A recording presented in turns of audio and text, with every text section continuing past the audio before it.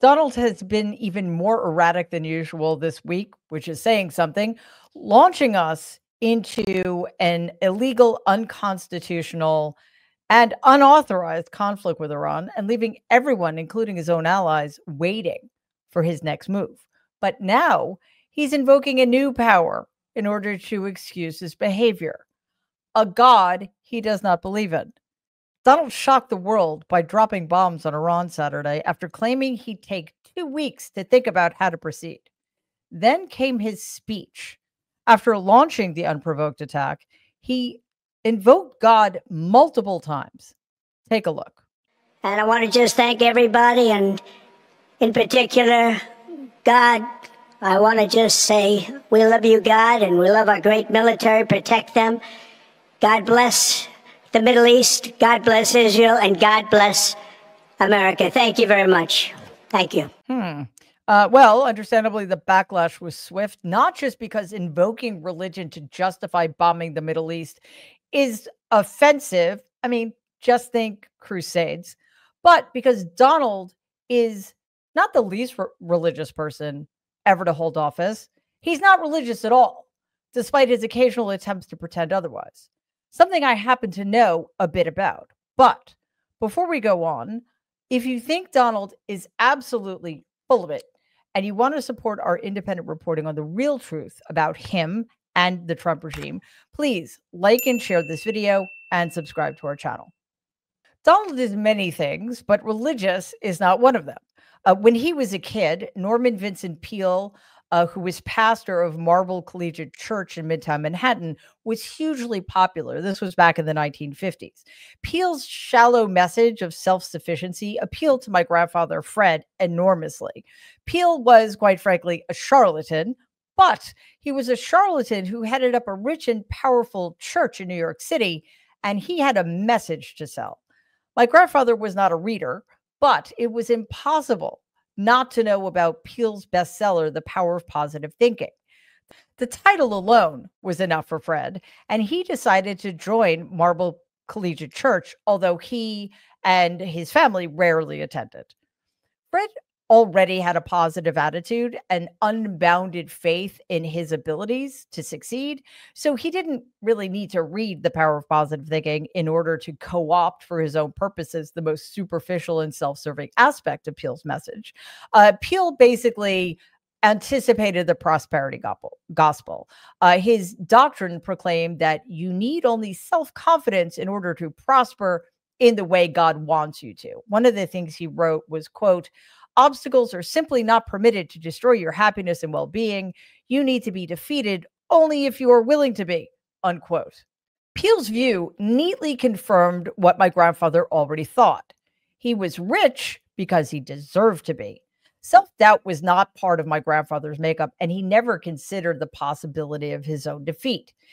Peale also wrote, quote, "It is appalling to realize the number of pathetic people who are hampered and made miserable by the malady popularly called the inferiority complex," unquote. Peale's proto-prosperity gospel actually complemented the scarcity mentality Fred continued to cling to. For him, it was not the more you have, the more you can give, which sounds like my idea of Christianity. No. In my family, the belief was the more you have, the more you have.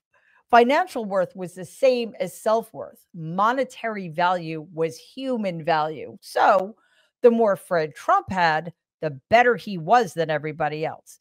If he gave something to somebody else, that person would be worth more and he would be worth less.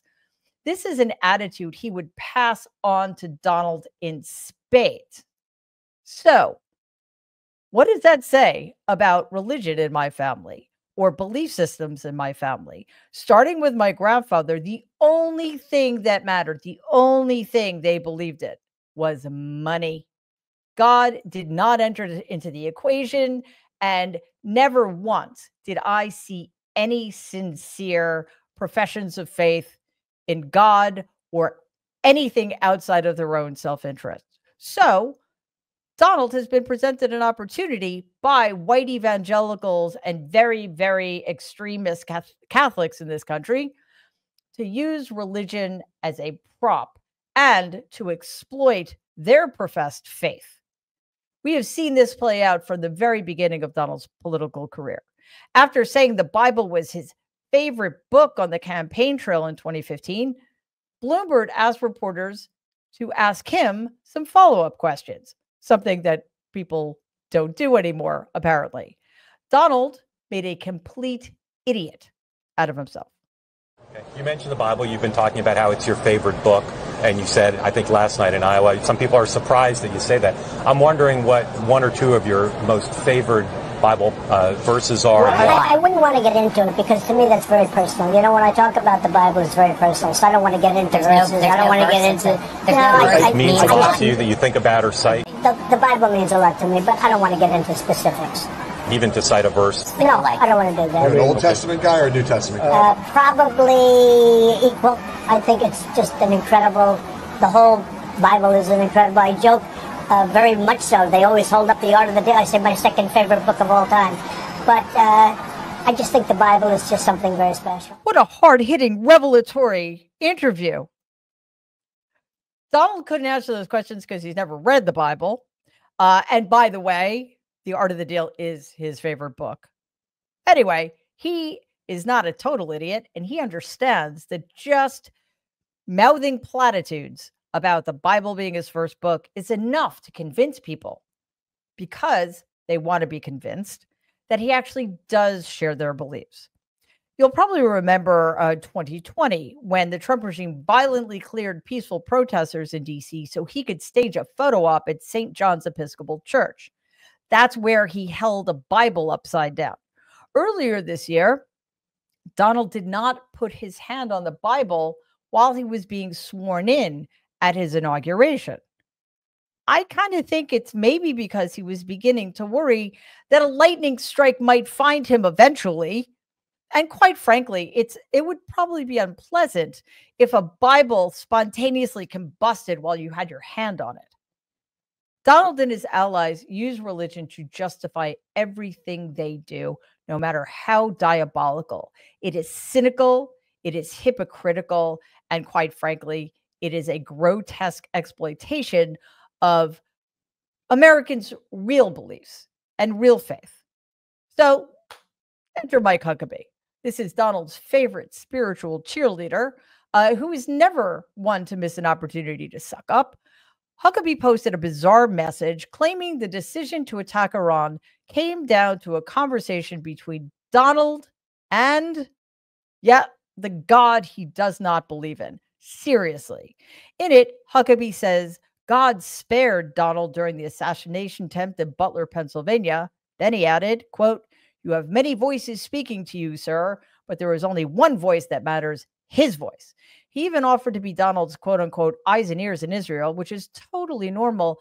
And actually, what concerns me is not that God is in direct conversation with Donald, because that is nonsense. It is that there are a lot of voices speaking to Donald, and they're all in his head. Huckabee is a Christian Zionist who supports full Israeli control over Gaza and the West Bank. This kind of apocalyptic rhetoric isn't just delusional, it's dangerous. And it totally undermines the real human cost of what's been happening. Netanyahu is a wanted war criminal who's been actively carrying out a genocide in Gaza. Donald listened to him before making his decision to strike Iran, not God. And anybody who thinks that a Christian God, the God of the Christianity and the Jesus Christ depicted in the New Testament, would authorize and urge any one individual to carry out a missile strike on another country is as delusional as the people who continue to think that Donald is somehow a holy man of God. Giving him that credit, making that assumption about him, is as offensive as it is dangerous. Don't get me wrong. I have absolutely no problem whatsoever with people who don't believe in a higher power, who don't believe in God. I don't. This is America. People are supposed to be able to believe whatever they want. I have a huge problem, however, when somebody as godless as Donald Trump pretends to believe what his followers need him to believe. I have a problem when a heathen like him exploits the belief systems of those who are willing, quite literally, to lay down their lives for him while he uses their religion as cover so he can continue to go about bombing another country. We have to be very honest about this here. It's not that Donald Trump is a heathen that's the problem. It's that he's a hypocrite and he is a user, because Donald Trump believes in one higher power and one higher power only. And in his head, that's him.